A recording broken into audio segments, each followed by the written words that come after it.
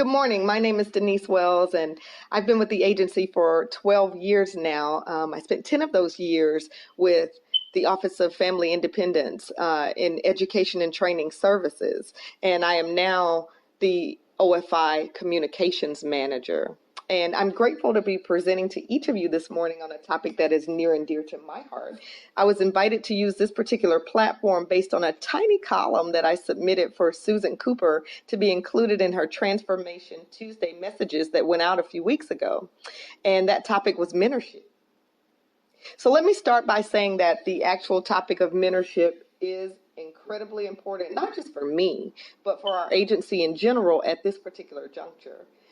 I have grown increasingly aware of the fact that a good number of leaders in our agency have either recently retired, will be eligible for retirement within the next 3 to 5 years, or maybe even are pulling together their retirement paperwork as we speak. And so as someone who is not yet close to that particular part of my career, I do sometimes worry about whether or not we will be able to move forward without those who are currently at the helm of the organization. I know that we must be increasingly devoted to what I like to think of as succession planning, or preparing others to successfully carry out leadership roles in the future. And one of the ways to accomplish this particular feat, of course, is going to be through mentoring.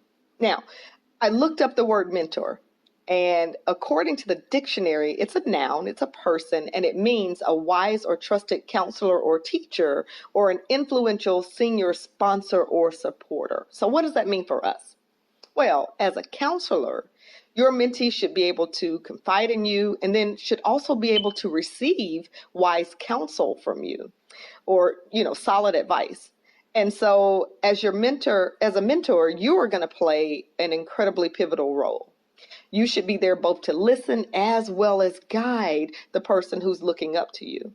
You should be, as a teacher, an expert in your area to be an effective mentor. So it means that you're a subject matter expert and you're equipped also to teach others what it is that you already know. Okay. And then as a senior sponsor, you're able to provide those experiences or support in such a way that you're giving opportunities to the mentee that they otherwise would not be able to take part in. So whether that's shadowing or whether that's on-the-job training, whatever it may be, you should be allowing them to have the experiences, and you sponsor opportunities to include them in those such experiences that are going to further their career. All right. And then as a senior supporter, you should also be actively interested in the success and future trajectory of the person that you are mentoring, actively invested and supporting in ways that are going to move them to the next level. Now, there are some general rules I think that anyone who wants to provide effective mentorship should follow. And so outlined by Rick Namanik at the Leadership Effect are 8 general things to follow as you set up your mentoring profile or your mentoring experience. And so you want to start by making sure that you're choosing the correct person to mentor, and a few key things you want to be mindful of is that you're selecting someone that will actually benefit from the mentorship experience. And this is how you know that you'll be able to successfully mentor that person. Rule number 1, you want to lead by following. So mentoring should actually be led by the protege. I think a lot of times we think we are going to be in control of what that looks like, but you've got a good mentor when that protege is driving the partnership. And so you want to know that mentee is interested. You know that they're following up appropriately. They're setting up time to meet with you, time to shadow you, time to follow you, time to attend things with you. They should be actively engaged as well, not just you. And you know that if they're doing these things just as part of the mentorship piece, you're going to trust them to be able to carry out these same kind of traits in their career. So before you waste time or ruin your good name supporting someone who is not actively engaged in the process, then you want to make sure that you've gone through some steps or some testing to see if they are going to indeed be the kind to follow up and do what it's needed to be done to make the mentorship piece work. Rule number 2, chart the course. Good mentoring actually starts with the exploration of where the protege wants to end up. And so that goal is going to be the defining piece or the foundation, if you will, of the partnership. So make sure that the mentee has a clear goal of where they see themselves, where they want to be, so that you can help them to accurately navigate to that particular end goal, and in a way that makes sense for you and for the person and for the organization. So there's nothing worse than trying to force a particular career goal onto someone, or career path or opportunity, if they're not really interested in that. And so you want to take kind of stock or inventory of what their wishes are and where they want to go, and help lead and guide and give them the skills and guidance that they need in order to meet that goal. The third rule is create a safe place. Trust is going to be key to the mentoring process. It absolutely is. And so mentors are going to need to focus on developing trust with the protege, so that the true benefits of mentoring can fully be actualized and realized. So you want to tell your mentee the truth always. Breach of trust can ruin the mentor-mentee relationship. And once that trust is broken, it's largely unlikely that such a relationship can be restored. And so that means you may have to communicate a hard truth. You may have to say things that they necessarily don't want to hear, but you want to think about the tone and your delivery of those things. There's a very professional, very loving way to do those kinds of things, but still tell the truth. And you want to make sure that you are always leaning along that path. Okay. And so you want to model correct behavior as well as you're creating the safe environment for your mentee.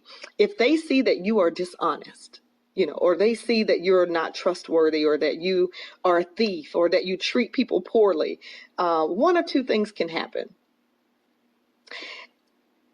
They may take on some of the same traits that you exhibit and pass them on to others that they begin to then, lead and develop in the future. And you'll look up and you'll find that we've created a toxic environment as our workplace, and that's not going to be good for anybody. The other thing that could happen is they could become so disgusted with what they've seen you display that they become disengaged, they begin to operate in fear, or they even leave the company. And so for all of those reasons, you want a safe environment and one that is full of trust, both ways between the two. And so some of the things I want you to think about and ask yourself as you're going through these rules are: what hard truths have you had to communicate, and whether or not you use the exact amount of professionalism when you were doing those things? And then also, have there been instances where you've had faith and trust in someone that you looked up to, and maybe that got ruined by something? Or were there opportunities where you needed to be more clear, more honest in your approach and in your deliberations, so that the person who was looking up to you could have faith and trust in you? And then design for yourself, maybe think about, outline what it is you would do, what steps you would take to ensure that you're creating this safe environment for anyone that you would work with in the future. Rule number 4, good questions beat good advice. So make sure that as a mentor, you are challenging your mentee to think on their own, to sharpen their skills. A mentor who only dispenses advice misses an opportunity to expand the protege's thinking and critical thinking skills. So don't give all the answers away.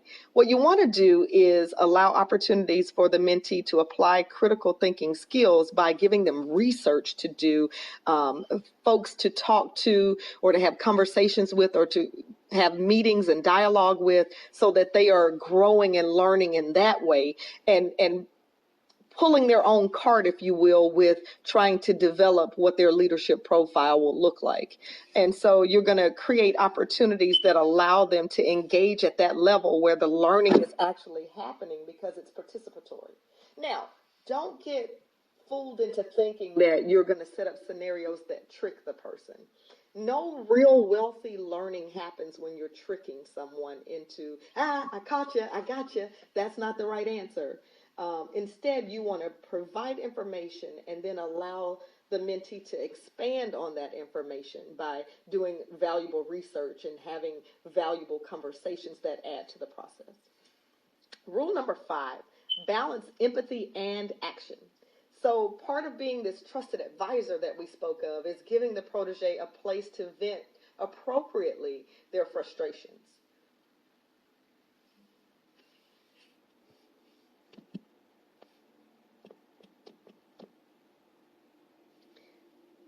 Vent appropriately their frustrations, but not allowing them to consume the protege. So a good mentor will find that balance between showing empathy and then encouraging the protege to take action on whatever it is that they are experiencing.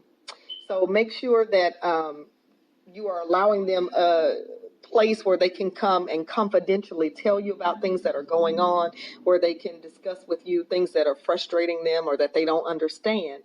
But don't leave them there or let them wallow in that space. You want to instead provide opportunity for them to learn how to manage themselves out of that particular difficult situation.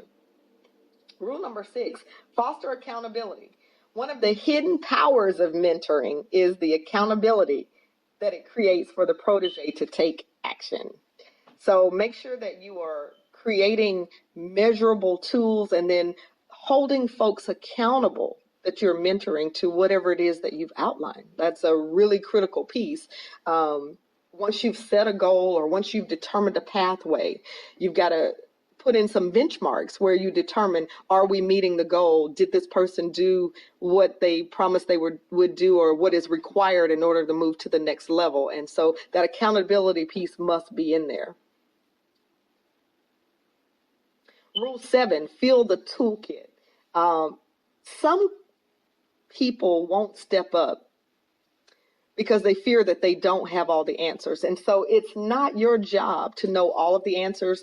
It's not the mentee's job to find out everything from you either. And so what you want to do together is create an opportunity to create a toolkit of sorts where as you move forward together, you're able to create a binder or some type of kit where all of the things you're learning and all of the things you're teaching and guiding them can be pulled into one place that you both can use in the future, whether you mentor someone else or whether it's for them to use as they move forward in their career. You both have a toolkit of items to pull from. And so create it together, and you're creating helpful tips and strategies and things that are going to work well both for the mentor and the mentee. All right. And then rule number 8, lastly, honor the journey. Okay. Mentoring has a natural life cycle, if you will. So there's going to come a time when you'll need to step back. You no longer need to mentor this particular protege. They have learned what they've needed to learn from you. And, you know, in the most successful realm, they are now in a situation where the student becomes maybe the teacher. And that effect is what's happening. Honor that you've done a great job. Reflect on what you've done, celebrate what you've accomplished, and then honor the transition time that it's now time for both of you to move on. All right. And so that's going to be critical too as the last phase of the mentorship cycle. Ultimately, I personally have benefited from having wonderful mentors in my life, as well as I've become what I believe to be a great mentor to others. I encourage each of you to embrace this as part of your role as a leader, investing in the future of our great organization by appropriately developing and cultivating the work life of someone else. Remember to use the 8 rules we discussed today to enhance your interactions with those looking to enhance their leadership ability. And then also remember to avoid the pitfalls we've discussed as you successfully manage through difficult situations.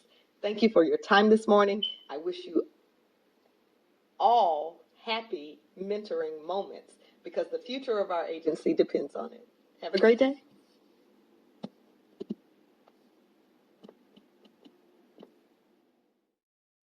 Good morning. My name is Denise Wells, and I've been with the agency for 12 years now. I spent 10 of those years with the Office of Family Independence in Education and Training Services, and I am now the OFI Communications Manager. And I'm grateful to be presenting to each of you this morning on a topic that is near and dear to my heart. I was invited to use this particular platform based on a tiny column that I submitted for Susan Cooper to be included in her Transformation Tuesday messages that went out a few weeks ago. And that topic was mentorship.